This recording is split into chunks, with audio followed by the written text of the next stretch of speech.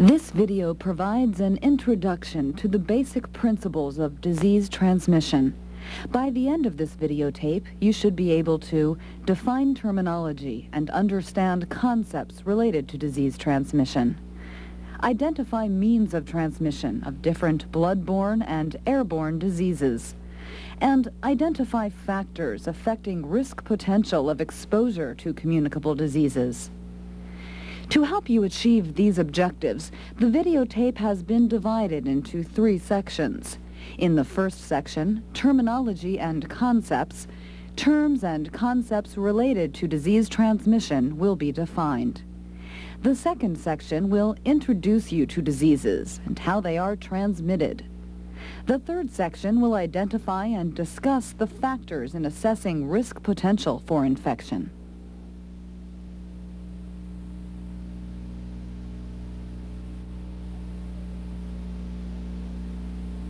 A microorganism is any life form too small to be seen by the unaided eye. Viruses, bacteria, parasites, and fungi are the microorganisms responsible for the spread of disease. Some microorganisms are pathogenic or capable of causing disease in a suitable host. A host is a living being that can harbor or nourish a disease-producing organism. The host is then considered infected. A virus is a type of microorganism usually only visible with the aid of an electron microscope. Viruses normally reside within other living cells and cannot multiply outside living cells. However, if enough virus is present on an object, disease may result. Hepatitis B and AIDS are 2 diseases caused by viruses. Bacteria is a type of living microorganism that can produce disease in a suitable host, such as a person or an animal. Some forms can produce toxins harmful to their host. In addition, bacteria can multiply outside of cells, on surfaces or objects. EMS equipment and food are 2 such surfaces or objects.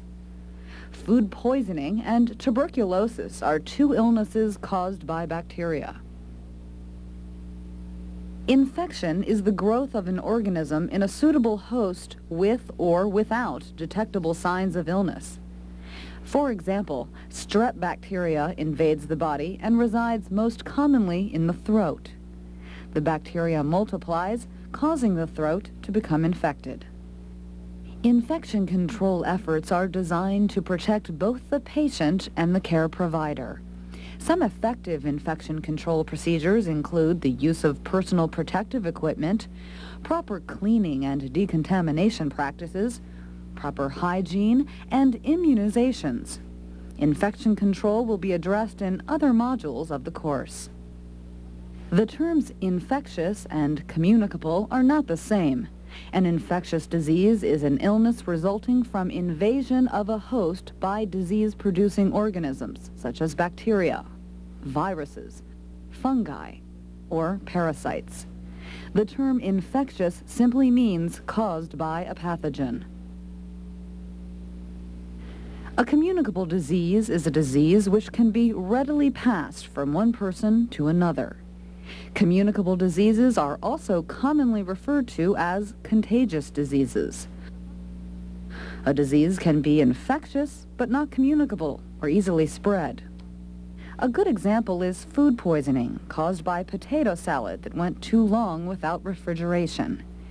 The disease is infectious because it is caused by a pathogenic bacteria. The disease is not communicable as you cannot catch it by sitting next to someone with the disease. A communicable disease can be spread in 2 ways, either by direct or indirect transmission.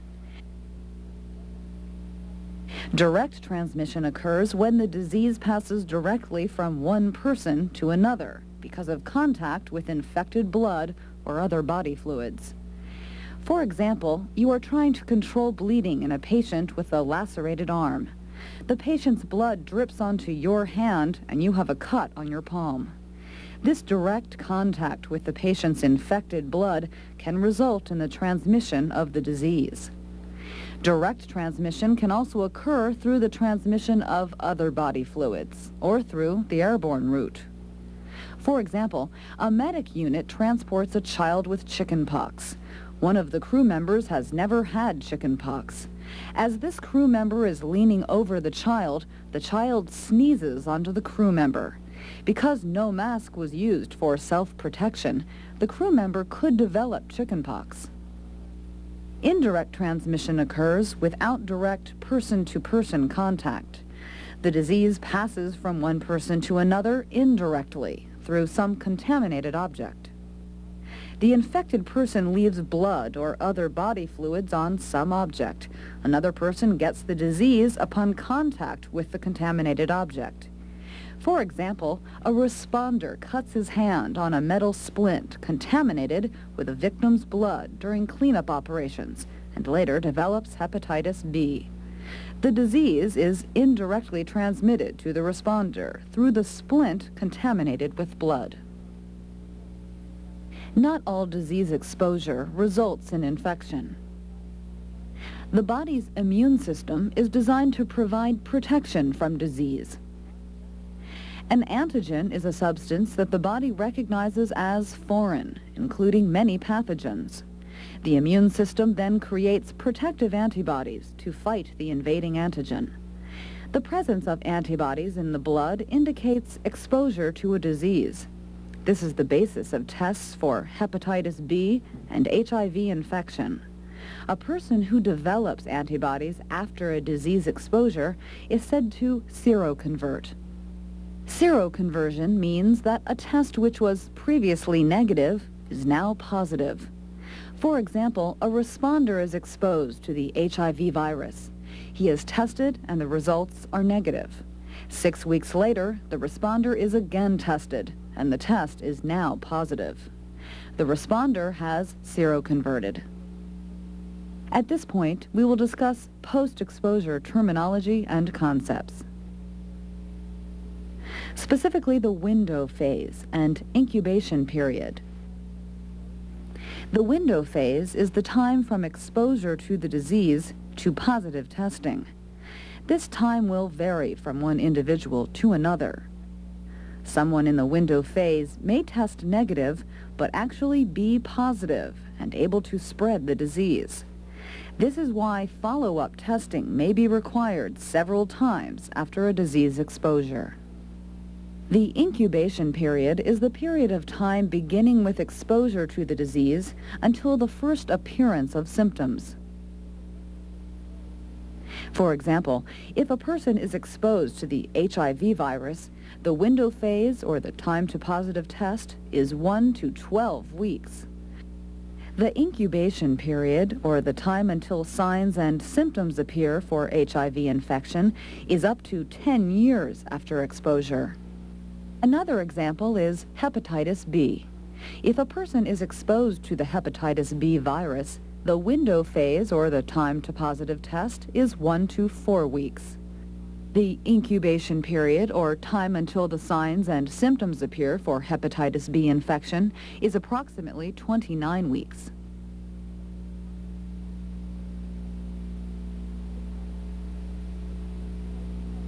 The transmission of disease takes place primarily by direct or indirect contact with contaminated blood or other body fluids. Blood-borne transmitted diseases are diseases which are spread by contact with blood or other body fluids of an infected person. Blood-borne diseases include AIDS, hepatitis B, hepatitis C, some non-A, non-B hepatitis, and syphilis. AIDS and hepatitis are caused by viruses, while syphilis is caused by bacteria. Syphilis is a sexually transmitted infectious disease, which can also be transmitted through blood exposure. Airborne transmitted diseases are diseases which are spread by droplets of the organism, which are expelled into the air by a productive cough or sneeze. Common airborne diseases include tuberculosis, meningitis, mumps, measles, rubella, and chickenpox. For example, in tuberculosis, the pathogenic organism lives in the respiratory system. To spread the disease, the person must cough up the organism, and another person must be close enough to inhale the droplets. Another example of an airborne disease is chickenpox. The virus that causes chickenpox resides in the respiratory system. Any individual who has not had chickenpox is at risk by simply being in the room with a patient who has chickenpox. Foodborne diseases are also a concern. These infectious diseases can be spread through improperly prepared, uncovered, or improperly refrigerated food. Porous cutting boards are common objects that harbor foodborne pathogens. Foodborne diseases can include food poisoning, staph infection, and salmonella. Some diseases may have short-term effects, such as with the common cold or flu. Others may carry long-term effects for any individual who acquires them. Infection with hepatitis B and hepatitis C may result in liver disease, which can progress to liver cancer and eventually death. Some diseases have serious consequences. Infection with HIV is associated with a high mortality rate. Some recent strains of TB are resistant to many medications and are difficult to treat. As emergency responders, you must be aware of the potential risk factors for infection to occur. Exposure is defined as contact with either blood, body fluids or tissues, or airborne droplets through direct or indirect means. As previously mentioned, exposure does not always result in infection. Contact can occur through inhalation, needle stick injuries, or most commonly, contact with an open wound, non-intact skin, or mucous membrane. Consider these 4 factors in assessing risk potential: organism, dosage, virulence, and host resistance. Some organisms are more easily transmitted than others. The dosage is the number of live organisms received in an exposure. For each disease, a certain dosage must be present to cause disease. Let us compare the number of organisms in the same volume of synthetic blood.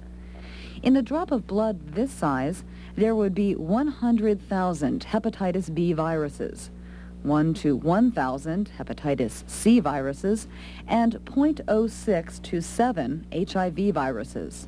As the volume increases, the number of viruses present increases proportionally. So, if the volume of blood increases 10 times, the number of viruses present increases 10 times. Virulence is the strength or ability of a pathogenic organism to infect or overcome bodily defenses. A virulent organism is one that is able to survive in the body or in the environment. The organisms that cause tuberculosis and AIDS die when exposed to light and air. The hepatitis B virus can live on a surface for weeks and remain infectious due to its virulence. Host resistance is the ability of the host to fight off infection. Infection occurs as a result of interruption in the body's normal defense mechanism, which allows the organism to enter the body. Typically, the healthier you are, the less likely you will become ill from a communicable disease.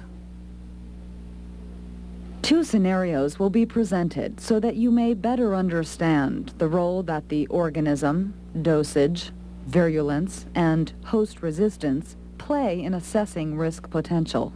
After the presentations, we will discuss the risk potential for infection. 4 firefighters order food. 1 firefighter orders a sub and does not eat pizza. The other 3 share a pizza. One has 3 slices and later that evening develops nausea, vomiting, and diarrhea. The other 2 each have 1 slice.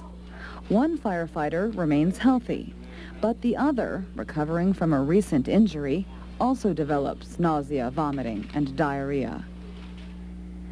Let us discuss the risk potential of this incident.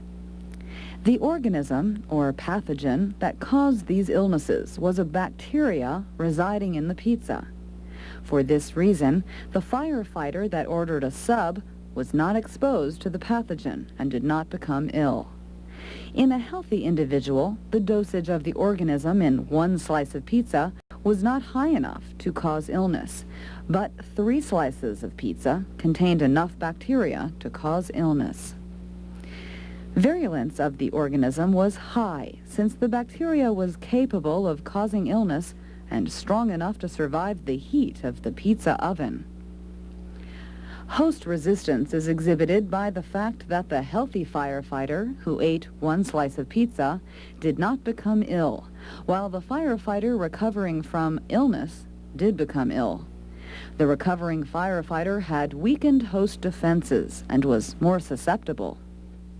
This food poisoning is an infectious disease because it is caused by a pathogenic organism. The disease is not communicable in this case, as you cannot get it from someone else. Here is the second scenario. A crew returns from a trauma run and places bloody mast pants on the floor. They leave, and another person comes and moves them. This person is not wearing gloves, and the patient who wore the pants has hepatitis B. Let us assess the risk potential in this scenario. The organism, hepatitis B virus, is bloodborne. It is readily transmissible through blood-to-blood contact. The hepatitis B virus exists in high quantities in the blood. Dosage of the organism would be high if there is a substantial amount of blood on the pants. Virulence of the organism is high, as the hepatitis B virus can live on dry surfaces for 7 days or longer. Host resistance of the firefighter would depend on whether or not the firefighter was vaccinated or had a prior history of hepatitis B infection. Vaccination or prior infection would confer some immunity. Not all exposures to communicable diseases will result in infection. Degree of exposure to bloodborne diseases varies according to the type of exposure. Needle stick injury has a special classification of severity established by the Center for Disease Control. A cut or scratch with a needle or other sharp object constitutes a minor injury. Deep muscle penetration is a significant injury. Deep muscle penetration with injection of fluids constitutes a major injury. The potential risk of exposure to airborne diseases can be lowered by following proper infection control techniques. For example, using a mask on a patient with a productive cough is barrier protection. This reduces the risk of inhalation of sputum or droplets. Similarly, the greater the ventilation, the lower the risk of exposure to airborne diseases. Ambulances are designed to have rapid fresh air exchange for this reason. Windows should be open and vents should be used whenever possible to reduce the degree of exposure to airborne diseases. Infection can be prevented by interrupting the disease process. This is the same concept as the fire tetrahedron. The disease process has 4 components: the infectious agent, means of transmission, routes of exposure, and the host resistance. All of these components must be present for disease to occur. The infectious agent must be communicable and have a sufficient dosage and virulence. Transmission can either be direct or indirect. Routes of exposure may be bloodborne, airborne, or foodborne. Host resistance and protective measures used are the final link in the disease process.